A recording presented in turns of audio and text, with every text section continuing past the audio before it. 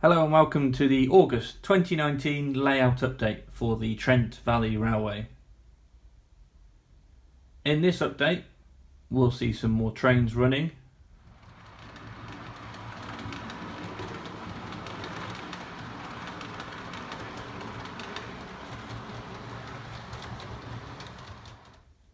We'll take a look at the new flooring in the garage, and alongside this I've put in a much neater piece of the flooring, and finally the rebuild of the removable section.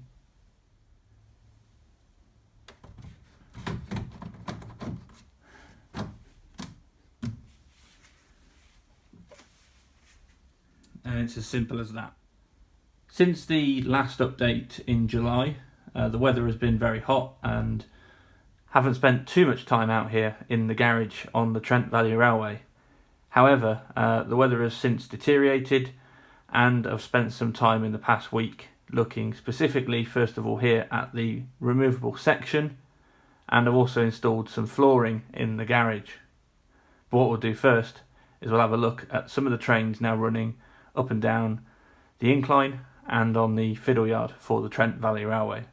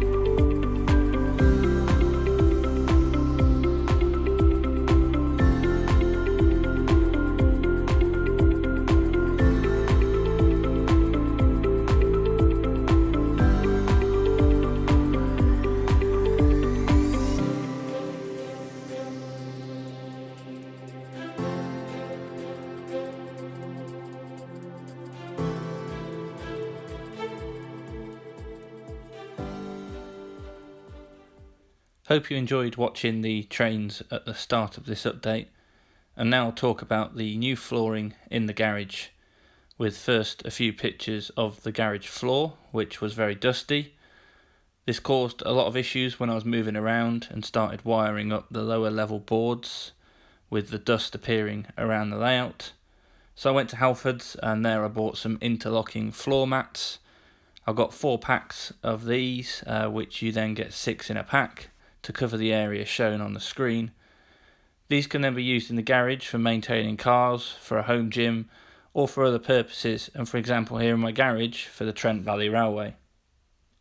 As this is not the most exciting thing to film or watch in doing this flooring, the next series of pictures shows the progress through the garage door end and then up towards the middle of the garage, and finally to the very top. It's at the top of the garage where I experienced issues around needing to cut out some of the mats to fit in the legs that come down from the baseboards. This was because the legs cannot be screwed any higher, as these are already at a minimum height, so I neatly cut around those and created a gap to slide the mat in and create the nice finish. I then proceeded up the other side of the garage and completed the flooring. With the view all the way up the garage, it shows how I needed 2 mats across and 8 mats in length up to the end of that part of the garage.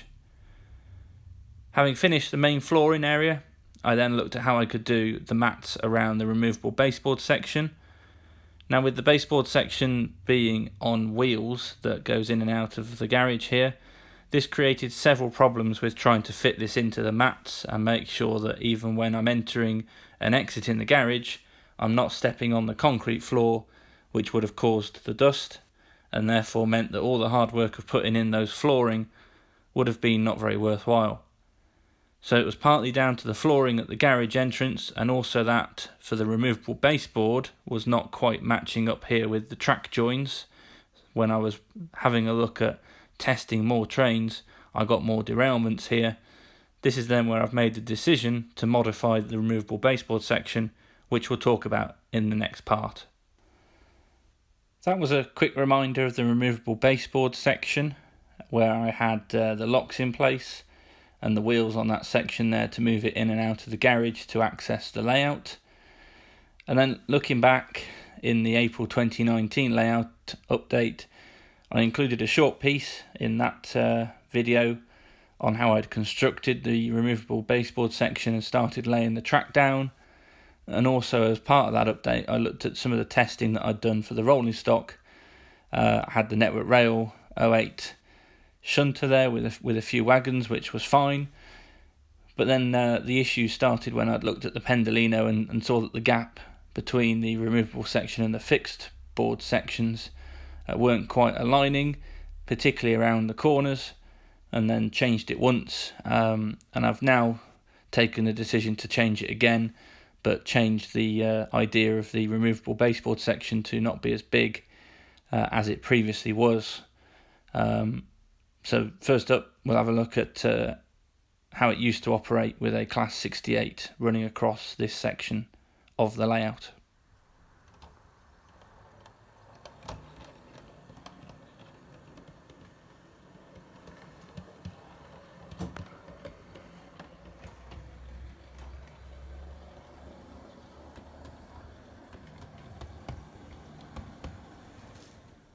I'd like to apologise that I didn't take many videos for this August 2019 layout update, but I wanted to get on with the work whilst the weather was a bit cooler in the garage. So first up, we have just a view on where I wanted to cut the removable baseboard sections to create what is now a smaller baseboard that would fit and lift out as I then entered and exited the garage. Once happy with this, I took up the track work and started to cut down the old removable baseboard section, recycled those old baseboard sections on either side to extend out the fixed sections of the layout, and then create the support posts and framework as per the rest of the layout for these add-on sections by the garage door. The same was then applied on the other side, and then I started looking at how I would create those connections and the framework now to join up the two fixed parts of the layout with the new smaller removable baseboard sections. I then put the track work back down for these new sections, and here you see that the smaller section is also cut down compared to the much wider section that I had previously, because I didn't need the track across that part of the removable baseboard section. I'll show you in the video update in a minute how the connections and removable sections now work. And I've also started to look at the framework for the first incline above that new removable baseboard section that I've got. Looking at coming across from the incline on one side, building the framework for the bridge, and then joining it up with the incline on the other side in the same way that the old removable baseboard section had those two bits joined up.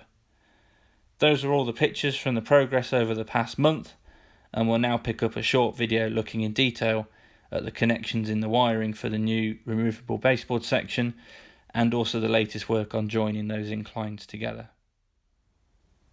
Here is the current progress on the removable baseboard sections and the rebuild of how I get in and out of the garage without having to crawl along the floor. So the update so far has taken us through the reconstruction of the two sides, which are now fixed, and this part will look at in more detail the connections for the sections that are removable and how the power continues through the section that is missing at the moment on the screen. The first noticeable benefit with the new approach here is that the garage door is much easier to access when it's shut, and I can turn the handle there and open the garage door. And alongside this, I've put in a much neater piece of the flooring, which I showed you earlier on in the update previously had the lines separated down that for the old removable baseboard to be wheeled in and out of the garage. But I've now got a flat section there which is very neatly in between the two fixed sections of the layout, so I can walk in and out of the garage without creating any more dust. There's still work to do on the inclines for the other sections across here, and putting those back into how they were before, but looking in detail here at then the fiddle yard level, which is the lower level of the layout, and those tracks that come around the corner from the fiddle yard, you'll see where the old join used to be for the old removable baseboard section that was on wheels. This had 1, 2, 3, 4, 5, 6 tracks across there, and particularly it was this sort of concrete sleepered one on the very far right, which was causing the issues and the derailments, as well as some of the other tracks. And I've now changed this down to 4, and lessons learnt from the old removable baseboard section is to try and keep these on a straight section of track, and I've done that across 3 of those, and I've got one that's on a straight piece of track, but it is on a slight diagonal coming towards then what is the point on the removable baseboard section for the lower level of the layout. The same can be said here for the other side of the what is now also included on the fixed part of the layout. I've kept that 3-way point where it was previously. I did have then 4 connections on the old removable baseboard section. I've now got 2, so that's reduced that likelihood of a derailment down there. The main issue I had on this side was the actual siding that's in the middle of the running lines, so the wooden sleeper there that peels off on the right hand side of that 3-way point. It just didn't like it in terms of the sort of reverse curves around there and then going round into the siding, but that's now a lot better as that's a continuous rail now across that join. For a while I was puzzled and sort of trying to think about how this new section that basically now lifts out and is removable from the rest of the layout, how it could connect into the wiring, but also at the same time be fixed into position, because that was one of the main problems with the old removable baseboard, was that it slightly moved around didn't quite line up with the old tracks on the edges, and that then caused the derailment. So one of the main things in redesigning and rebuilding this section here now is to make sure that it doesn't move. Now I've done this through using terminal blocks, but not just the normal terminal blocks, ones that have basically male and female push pins into and out of those terminal blocks, and cut them down into pairs of two, put one on either side, first of all of the fixed section, and then also there's the corresponding two on the other side as well. And this then translates to having the male connection on the actual removable lift out piece. That slots into those two holes. I've screwed it in and that doesn't move, and this creates quite a nice finish, which I'll show you now by putting the removable baseboard section into this gap now that we have here. I've made this section here as light as possible so that it's quite easy to put in and take out. It also won't put too much weight onto the timber sections that I've got hanging off the fixed sections there. And this is then what this removable section now looks like, with the 2 tracks for that end there on the left, and the 4 tracks on the right. What this also includes on here is the protective foam barriers that I've put on there previously to stop anything that may derail and land fall off down towards the garage floor. It was quite difficult to turn that around with one hand, so here is then the back of that board, which has got all of the wiring in there.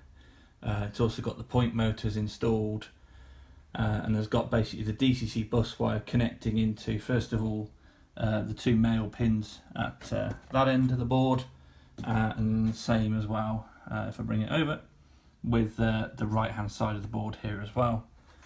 It's also got ready the sort of DCC point motor decoder box there, which will then be sort of fed from the other 2 pins at the other end of the board.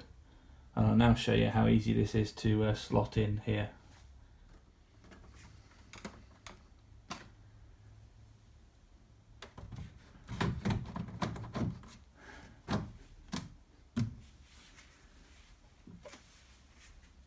And it's as simple as that, compared to how I previously had to roll in and out the removable baseboard section.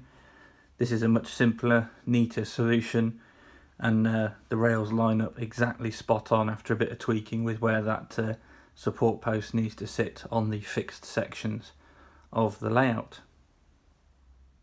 After the successful rebuild for the lower level of the baseboard and the fiddle yard there, I've used the same principles on the section above. However, this time I've only got just the 1 terminal blocks on either end here. I've put some screws in either side of those terminal blocks so that they don't spin around and move, because this doesn't have any points on this section. This will just be plain line track. But again, once I get up to the incline and putting down more cork underlay and getting the track down, this is a similar, has again a very lightweight frame to it, and has the male connections at either end. And this one will also